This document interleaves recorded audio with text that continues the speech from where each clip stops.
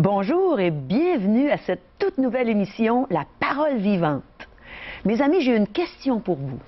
Pourquoi pensez-vous qu'on appelle cette émission La Parole vivante? On vous revient tout de suite.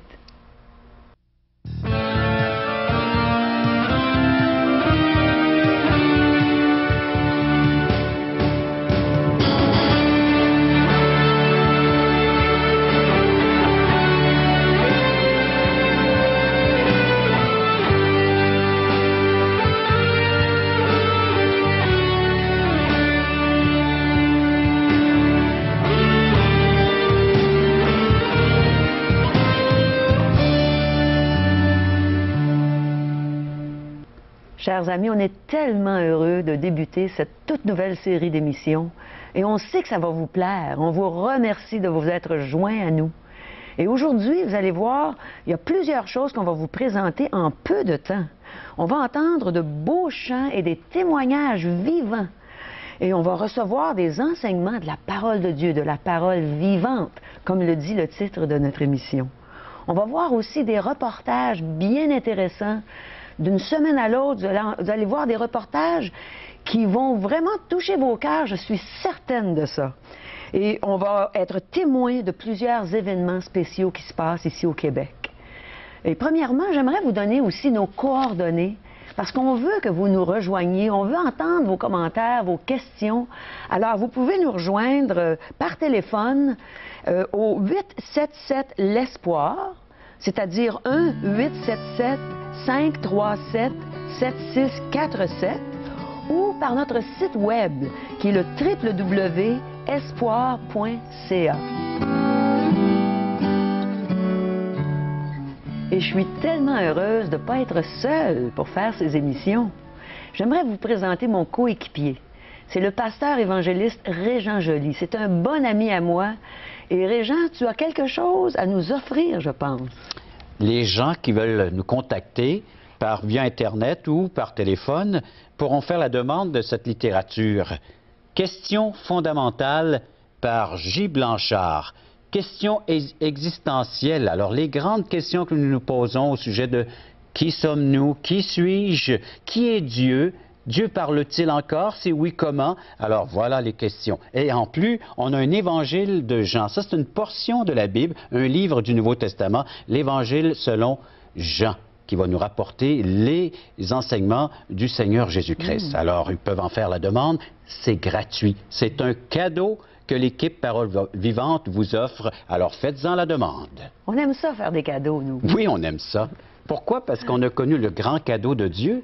Alors, c'est ce que je vais expliquer tantôt.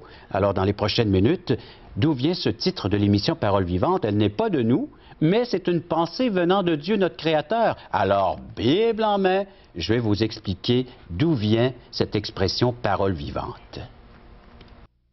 Parole Vivante vous invite à participer à l'un des nombreux merveilleux déjeuners de l'espoir.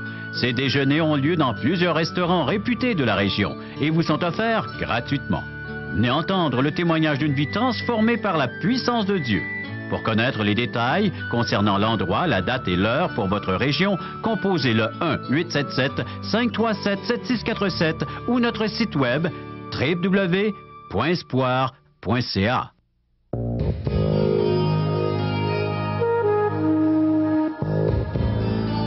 On est déjà de retour. Et si vous vous en souvenez, au début de l'émission, je vous ai posé une question. Et on a quelqu'un qui est vraiment qualifié pour nous répondre. Alors, Régent, est-ce que tu peux répondre à notre question qu'on a posée au début? Pourquoi est-ce qu'on appelle cette émission La Parole vivante? Tout simplement parce que dans la Bible, et c'est la pensée de Dieu, elle est comparée à de la semence. Vous allez voir, j'ai déposé sur cette table quelques petites semences. À vrai dire, ces semences donneraient des radis. Mais il faudrait qu'elles soient transplantées, semées dans de la terre. Alors, ne pas laisser-le sur la table, elle ne produira rien. Mais lorsqu'elle est semée dans ce qu'elle devrait être semée, elle va produire ces radis ou tout simplement d'autres fruits, d'autres légumes, tout dépendamment de ce que nous voulons recevoir et avoir dans notre potager. Ça, c'est les semences de mon épouse. Elle aime potager, elle aime naturellement jardiner. Alors donc, c'est son AB et puis elle aime faire pousser ces choses-là. Mais La parole de Dieu est comparée à de la semence. Ah bon, je pense que c'est sur ça que tu vas nous entretenir, hein? Oui, et la pensée se trouve dans 1 Pierre, chapitre 1er, les versets 23 à 25. Je vous en fais la lecture, chers amis. Alors, 1 Pierre, Bible en main, chers amis. Alors, c'est la formule de l'émission, hein? Bible en main, 1 Pierre, chapitre 1er, verset 23, nous lisons « Puisque vous avez été régénérés, non par une semence corruptible, mais par une semence incorruptible, par la parole vivante et permanente de Dieu. Car toute chair est comme l'herbe, et toute sa gloire comme la fleur de l'herbe. L'herbe sèche et la fleur tombe, mais la parole du Seigneur demeure éternellement. » Et cette parole est celle qui vous a été annoncée par l'Évangile, qui veut dire « bonne nouvelle ». Quelle bonne nouvelle! Je sais que tu vas nous annoncer la bonne nouvelle à travers ton beau message, Régent. Et nous sommes tout oui. Alors donc, Dieu nous dit que lorsque nous entendons l'Évangile, la bonne nouvelle, lorsqu'elle est reçue dans le cœur de l'être humain par la foi, eh bien, par le fait même, il va se passer quelque chose d'extraordinaire, de merveilleux. De miraculeux. La vie va prendre forme en nous. Alors, vous allez dire, je suis bien vivant, oui, mais spirituellement, c'est un langage spirituel ici. Dieu s'adresse à chacun d'entre nous. Aimerais-tu avoir la vie abondante, la vie éternelle? C'est ce que Dieu nous offre, c'est ce que Dieu nous présente. Alors, à travers cette série, Paroles vivantes, c'est ce qui va être offert. Semaine après semaine, émission après émission, la possibilité de recevoir cette semence incorruptible, immortelle, et par le fait même de posséder la vie abondante et la vie sans fin, la vie éternelle. C'est ce que Dieu est venu semer. C'est tellement merveilleux de savoir que Dieu a semé sa parole dans nos cœurs et que maintenant, nous, on peut le partager avec nos téléspectateurs. Le Seigneur Jésus-Christ est comparé à un semeur. Alors les évangiles nous rapportent cette vérité lors de son ministère, lorsque Jésus est venu sur cette terre. Dans Marc chapitre 4, entre autres, Jésus se mit de nouveau à enseigner au bord de la mer. Une grande foule s'étant assemblée auprès de lui. Il montait s'assit dans une barque sur la mer. Alors c'était les studios d'autrefois, ça, il s'assoyait dans la barque et puis il pouvait parler à la foule. Eh bien, toute la foule était à terre sur le rivage. Puis il leur enseignait beaucoup de choses en paraboles. Et cette parabole ici qui est rapportée, c'est celle du semeur qui est sorti pour semer. Et le Seigneur donne l'explication que le semeur sema la parole. Alors tout au long du chemin, cette parole est semée. C'est bon, c'est vraiment bon d'entendre la parole, d'entendre parler de cette semence que Dieu nous a donnée. Et je suis convaincue qu'il va semer dans les cœurs de nos téléspectateurs dans les semaines à venir, à travers justement les beaux messages qu'il va t'inspirer, Régent. Alors, je suis bien dans la joie à cause de ça aujourd'hui. Mais le Seigneur rajoute qu'il y a des obstacles à la semence. Et les obstacles se trouvent dans le cœur de l'être humain. Alors, il va énumérer ces obstacles qu'on peut retrouver dans notre cœur. Alors, soit les soucis de ce siècle, la séduction des richesses, l'invasion des autres convoitises. Ça étouffe la parole et la rend infructueuse. Mais les résultats sont positifs parce que d'autres reçoivent la semence dans la bonne terre. Ce sont ceux qui entendent la parole, la reçoivent et portent du fruit, 30, 60 et 100 pour 1. Alors, une petite semence peut porter le fruit sans fruit. Eh là là! C'est miraculeux, c'est extraordinaire ce que la semence peut faire dans un cœur, ce qu'elle a fait dans nos cœurs. Et comme tu disais précédemment, dans Philippiens, chapitre 4, c'est l'apôtre Paul qui parle ici. Alors, plutôt au chapitre 2, nous lisons au verset 15 et 16, « Afin que vous soyez irréprochables et purs, des enfants de Dieu. » Quelle assurance, quelle certitude! Dieu veut que nous sachions que nous sommes devenus des enfants de Dieu en recevant, en accueillant favorablement cette semence incorruptible, immortelle qui est la parole. Alors, irrépréhensible au milieu d'une génération perverse et corrompue, parmi laquelle vous brillez comme des flambeaux dans le monde, portant la parole de vie. C'est extraordinaire. Ça me fait penser à l'Évangile de Jean, où il est écrit qu'à tous ceux qui ont reçu la parole, qui est Jésus, elle a donné le pouvoir de devenir enfants de Dieu, lesquels sont nés non de la puissance de l'humain, hein, mais de l'Esprit de Dieu lui-même. Alors, ce n'est pas une capacité que nous retrouvons en nous-mêmes ou à l'extérieur, dans notre entourage, dans notre société, mais bel et bien une semence qui vient d'en haut du ciel. Le Seigneur est sorti de son ciel, il est venu semer ce message, et à ceux qui reçoivent cette parole, à leur tour, ils deviennent des messagers, des porte-paroles, des porteurs de la semence. Alors donc, c'est ce que nous faisons présentement, Caro. Nous allons porter cette bonne nouvelle, cette semence qui peut apporter la vie aux téléspectateurs, à ceux qui écoutent d'une façon attentive et qui la reçoivent par la foi. Il y aura beaucoup d'enfants de Dieu suite à tout ça. Tu aimerais certainement savoir le fruit, le résultat que cette semence peut apporter à une vie. C'est dans Galates chapitre 5 et le verset 22. Alors, l'apôtre Paul ici compare les œuvres de la chair, elles nous sont bien décrites. Alors, c'est la débauche, l'impureté, dérèglement, idolâtrie, magie, rivalité, querelle, jalousie, dispute, division, secte, envie, ivrognerie, les excès de table, toutes les choses semblables. Mais, le fruit de l'esprit, Galates 5, 22, c'est l'amour, la joie, la paix, la patience, la bonté, la bienveillance, la foi, la douceur et la maîtrise de soi. La vie remplie de plénitude. Des attributs de Jésus en nous. C'est cette vie qui va commencer à prendre forme, Caro, en nous. Lorsque cette parole est lue et reçue par la foi, elle va opérer en nous des grands changements dans notre caractère. Nous allons devenir de plus en plus semblables à l'image de Dieu, à l'image de ce Jésus-Christ. La vie qui vaut la peine d'être vécue sur terre. Ça vaut la peine de la recevoir et d'y investir notre temps.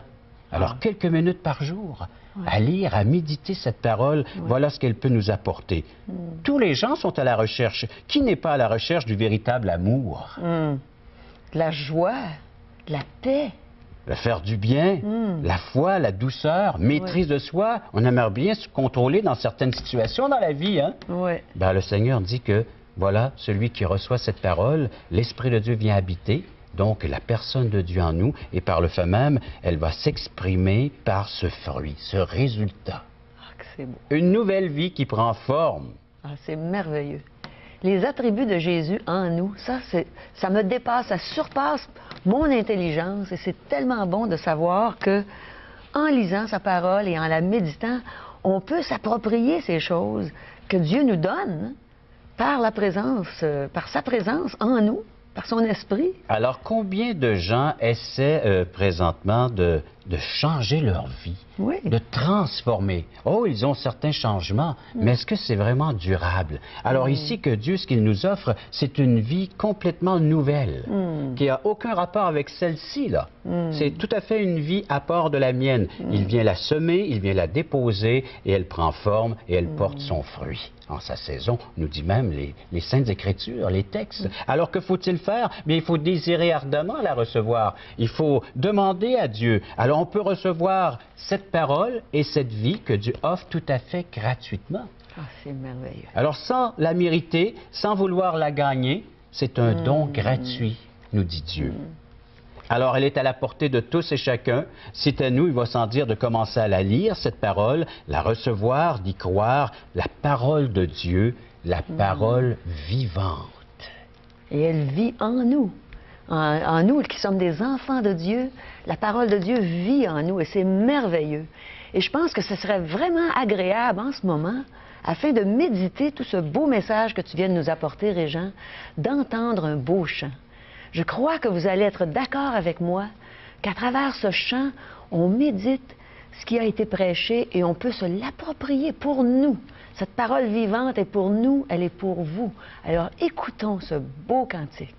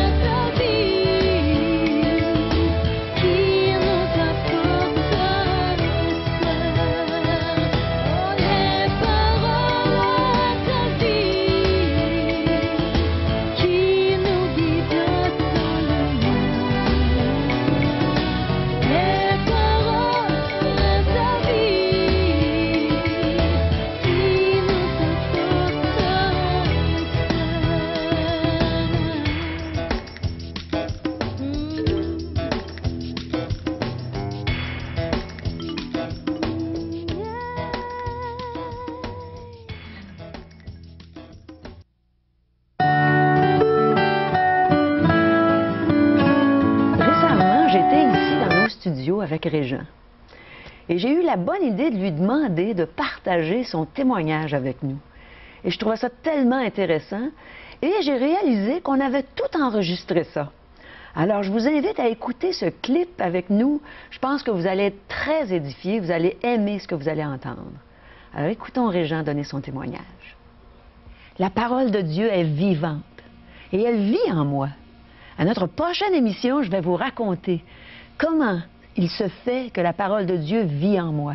Mais aujourd'hui, je me réserve un beau dessert.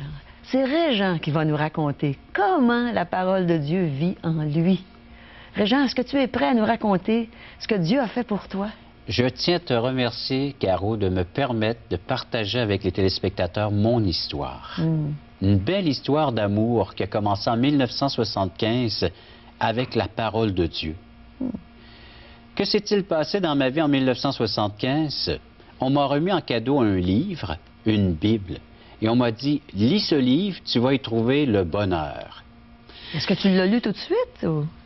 Oui, pratiquement tout de suite. D'habitude, on la met sur une tablette et puis on la repose là pour un instant, mais non, moi, j'avais un désir de lire, pas seulement la parole de Dieu, mais je lisais plusieurs livres en rapport avec l'éternité. Des livres du Nouvel Âge, des livres qui parlaient de la méditation transcendantale, des voyages astrales, la table du Ouija et puis le jeu de cartes de tarot.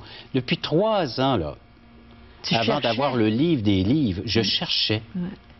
Je cherchais depuis plusieurs années. À l'âge de 12 ans, à vrai dire, je me suis posé la question, qui suis-je? Et des questions concernant mon éternité et concernant également l'existence de Régent Joly.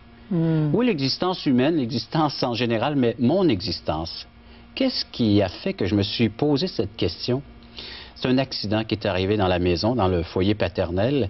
Notre mère, alors j'ai 3 frères, et notre mère est tombée gravement malade alors que j'avais 12 ans. Et on l'a hospitalisée d'urgence. Et lorsqu'elle est revenue à la maison, elle était toujours présente, mais inconsciente de tout ce qui se passait. Elle était handicapée mentalement. Ça a duré toute sa vie? Suite à sa maladie. Jusqu'à maintenant, aujourd'hui, ils sont tous les deux vivants. Mon père prend encore soin de son épouse. Et puis, elle est toujours malade, handicapée mentalement. Alors ça m'a interrogé.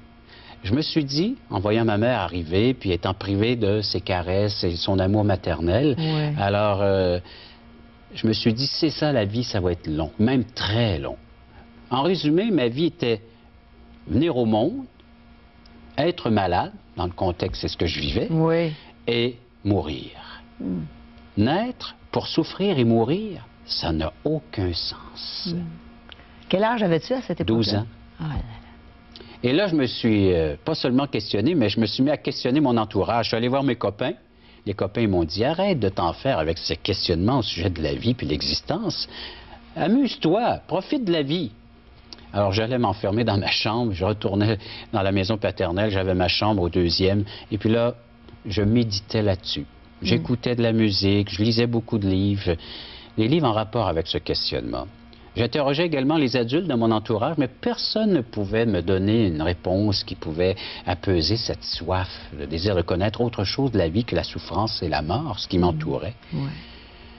Alors, un jour, on me donne une Bible et je me mets à la lire, comme au niveau de tous les autres livres qui me parlaient des choses de l'existence de la vie. Et j'ai été étonné de voir un Dieu qui cherchait un rapprochement avec sa création.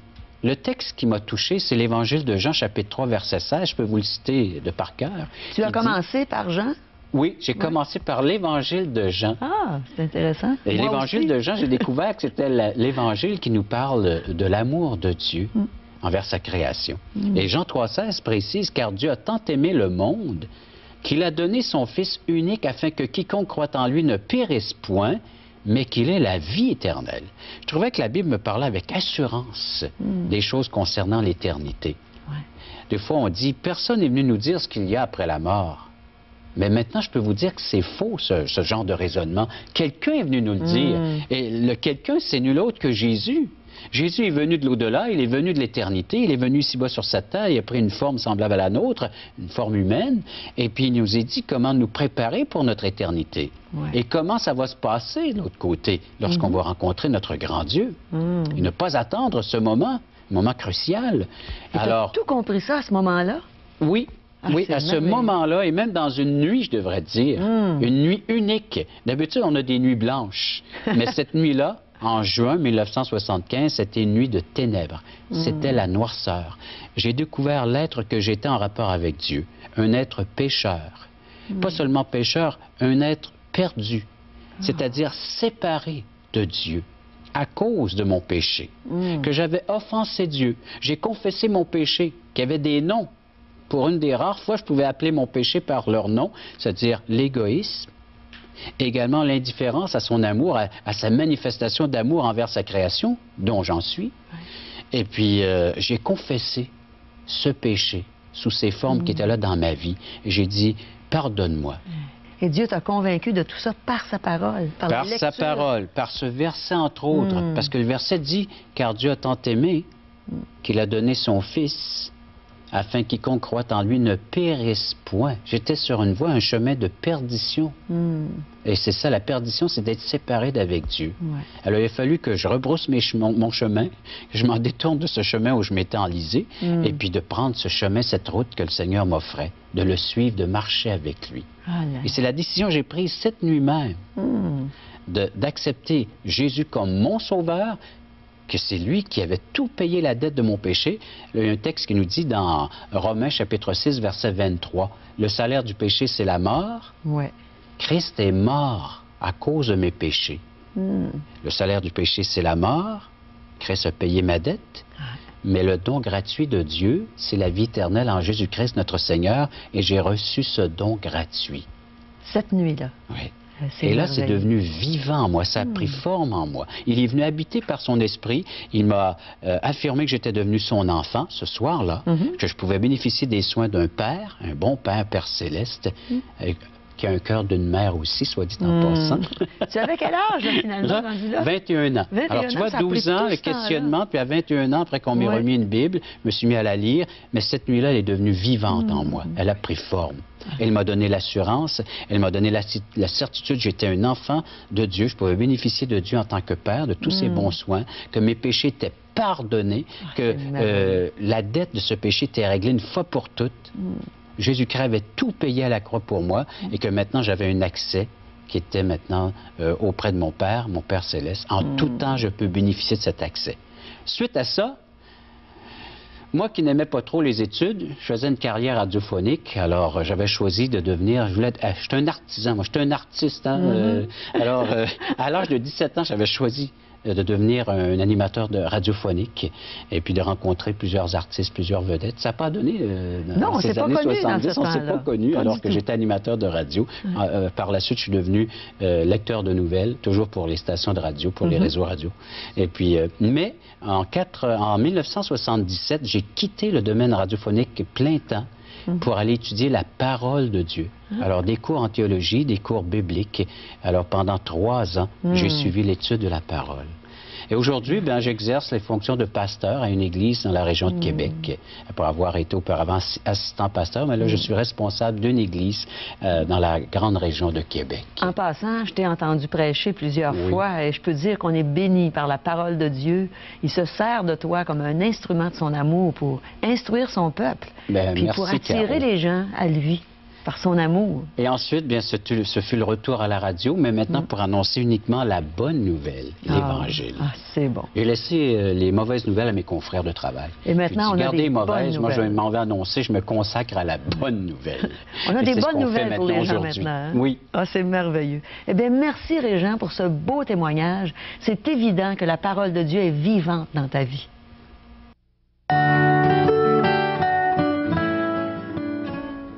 Je trouve ça tellement intéressant d'entendre un témoignage comme celui qu'on vient d'entendre, celui de Régent. Et vous savez, vous pouvez entendre de tels témoignages, vous avez juste à vous joindre à nous dans des déjeuners de l'espoir. Un déjeuner de l'espoir, ça se passe dans un restaurant, c'est à 9 h le samedi matin, et on déjeune gratuitement et on entend un témoignage après.